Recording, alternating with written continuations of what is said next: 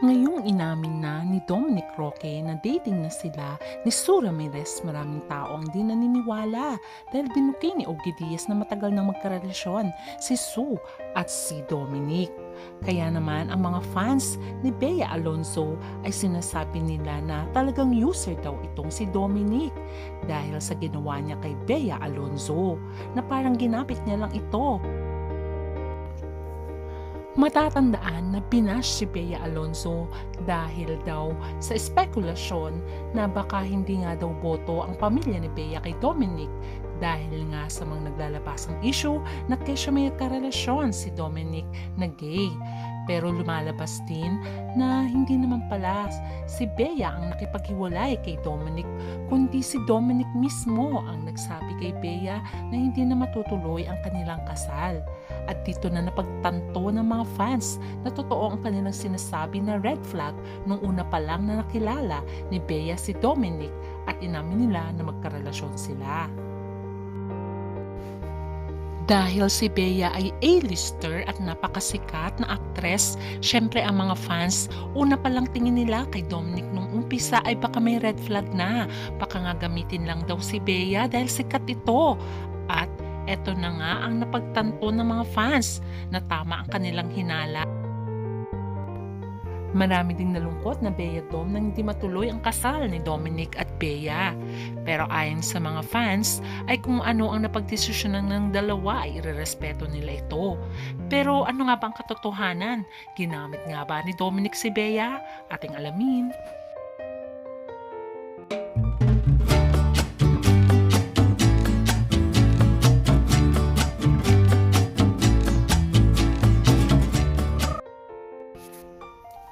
Marami na ring napatunayan si Bea Alonzo pagdating sa showbiz. Isa rin siya sa pinakasikat na aktres at hinahangaan. Isa na rin siyang billionaire at talaga namang marami rin na siyang award na na-receive, mapa-blockbuster man o Best Actress Award. At itinuring din siyang film actress ng Philippine showbiz. Lalo naging sikat si Bea Alonzo nang piner siya kay John Lloyd Cruz na isa ring sikat na aktor at napakagaling na aktor. Ang gusto ng mga fans na sana sila ang magkatuluyan pero naging magkaibigan lamang ang dalawa. Although napaka-busy ngayon ni Bea Alonzo at bihira na sila magkita ni John Lloyd, pero nandun pa rin ang concern nila sa isa't isa at nandun pa rin ang pagmamahal nila bilang magkaibigan. Kaya naman nais ng fans, bakit sana sila na lang din sana ang nagkatuluyan. Pero sabi nga nila, hindi sila tinadhana. Nagkaroon si Bea ng mga failed relationship na showbiz tulad na lang ni Sandro Marudo at saka si Gerald Anderson. Until makilala niya nga si Dominic na naging kaibigan niya muna bago sila nagkarelasyon. Kung ating babalikan kung sino nga ba si Dominic, nung nakilala niya si Bea, isa lamang siyang baguang aktor. Pero hindi pa siya sikat. Gumagawa siya ng commercial at nagmo-modeling pero hindi pa siya ganun kakilala sa showbiz. Until maging kaibigan niya si Bea at dumikit siya dito sa aktres na sinasabi ng mga fans na kaya naman siguro dikit ng dikit ito ay dahil gusto niyang sumikat ayon sa mga netizens. At hindi nga nagkamali ang mga hinala ng mga netizens. Nanligaw si Dominic kay Bea at napasagot naman niya ang dalaga. Total naman pareho silang single at walang karelasyon. Sa pag-amin nila ng kanilang relasyon, iba-ibang opinyon ng mga netizens at mga fans. Maraming fans ni Bea ang against kay Dominic dahil feeling nila ay baka gamitin lamang ni Dominic ang kasikatan ni Bea. Meron din namang mga fans ang nang-uunawa kung saan masaya si Bea ay doon sila. Kaya naman nagkaroon ng mga Dominic at Bea fans na tinawag nilang Bea Dom. Meron ding blind item before na kesyo si Bea daw ang gumagastos pag pumupunta sila sa ibang bansa. Kaya naman ang mga fans ay mukhang hindi boto kay Dominic noon dahil hindi nga raw sila bagay. Dapat daw hanapin ni Bea ang kanyang ka-level para sa ganon ay walang masabi sa kanilang relasyon. Pero unti-unti naman pinakita ni Dominic ang pagmamahal niya kay Bea kaya natanggap na rin sila ng mga fans. Lalong marami ang natuwa na mag-propose si Dominic Roque noong July 18, 2023 at Las Casas, Filipinas de Acuzar in Bacac, Bataan, kung saan ay nagpa-photoshoot si Bea at nagulat ito nang mag-propose si Dominic sa kanya. At sinagot naman ni Bea ng yes ang proposal ni Dominic. Makikita dito na talagang masaya naman sila sa isa't isa. Marami ang naging masaya sa proposal ni Dominic kay Bea at maraming pagbati sa mga fans at sa mga showbiz friends. Siyempre, ang mga fans ay masaya for Bea dahil magkakaroon na nga ng forever si Bea Alonzo. Ngunit ang pagmamahalan na mauuwi sana sa kasalan ay nauwi sa hiwalayan. Maraming mga chismis ang naglalabasan nang magkaroon nga daw ng gay benefactor itong si Dominic. At marami din nagsasabi na baka pera ang dahilan ng kanilang breakup.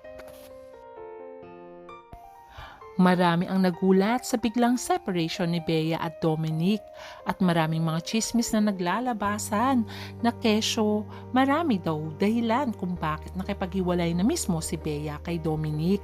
Pero ayon kay Bea at Dominic ay mutual decision and they tried to make things work but realized they didn't want to get married anymore, ayon kay Bea. Ayon kay Bea ay naghiwalay sila ni Dominic noong January pa pero kinumpirma lang nila mid-February, ayon pa sa aktres. Ayon pa kay Bea, I saw myself marrying this man, but sometimes things don't get according to plan. Sometimes God's plan is better and I have learned to embrace that, ayon pa sa aktres. Ayon pa sa aktres, before we announced the separation, we have been trying to work things out for months. It's not like happened overnight. It was a process for both of us. At ayon pa sa kanya, ay tinanggap naman daw ito ni Dominic.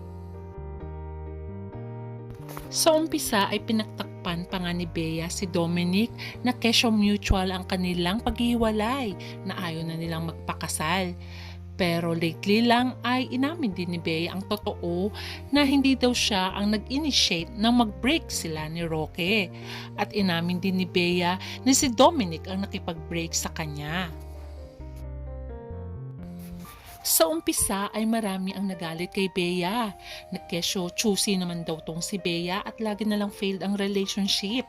At mukhang kawawa naman si Dominic. Pero ang mga fans ni Bea ay talaga namang pinagtanggol ang dalaga. At sinasabi nila na user naman daw talaga itong si Dominic.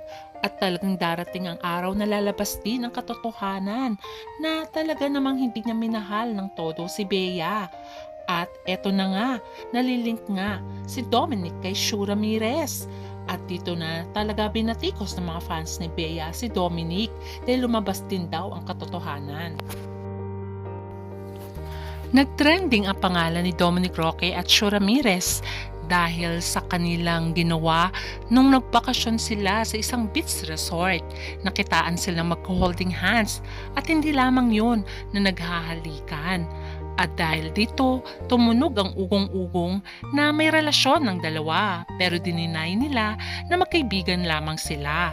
Until nito lamang ay inamin na nga ni Dominic na dating sila ni Shu Ramirez. Naging usap-usapan ang dalawa dahil itong si Dominic ay broken engagement lamang noong February kay Bea Alonzo, samantalang ito namang si Shu Ramirez ay kahiwalay lang sa Victorias City Mayor na si Javi Benitez. Although sinabi nga ni Dominic nito lamang na dating sila ni Shu Ramirez, maraming mga fans ang hindi naniniwala. Meron daw ba namang naghahalikan na dating pa lang? Pero inamin nga ni Ogie Diaz at Christopher Min na matagal nang magkarelasyon ang dalawang ito. Baka nga daw kaya naghiwalay itong si Javi ay dahil din daw kay Dominic. Nito lamang ay spotted ang dalawa na pumunta sa Chef's Night na pag-aari ni Judy Ann Santos. Ito ang walang iba kundi ang Angry Dobo. Dahil sa pag-amin ni Dominic na dating sila ay maraming mga fans ang hindi naniniwala at ang feeling nila ay magkarelasyon na ang dalawa, wala naman daw mawawala kung aminin nila ang totoo. Tutal naman pareho na silang single at dumaan sa mga failed relationship. Siyempre ang mga fans ay wini-wish nila na magkaroon ng forever itong si Dominic at Shu Ramirez at tumantong nga sa kasalan dahil ang nangyari kay Bea at Dominic ay nauwi sa hiwalayan. Dahil nga sa pag-amin ni Dominic ay lumabas muli ang espekulasyon ng mga fans na totoo sigurong ginamit nito si Bea Alonzo dahil madali itong nakamove on. Si Bea ay nananatiling single kahit may mga chismis na magka-date ito. At ang maganda pa ay masaya si Bea kung saan masaya si Dominic at wala itong masamang tinapay sa binata. Pero syempre ang mga fans ay masama ang loob at feeling nila ay talagang ginamit nga ni Dominic si Bea. What do you think? Ginamit nga ba ni Dominic si Bea? Comment down. Siyempre, hindi naman natin maiwasan na yun ang komento ng mga fans ni Bea. Pero ang importante ay masaya si Bea sa buhay niya ngayon at lagi niyang kapiling ang kanyang pamilya. Kung masaya si Dominic sa piling ni Shu Ramirez ay atin na lamang itong irespeto. Siguro nga ay hindi talaga tinadhana si Bea at Dominic. Hanggang sa muli, please don't forget to like, share, and subscribe. Bye!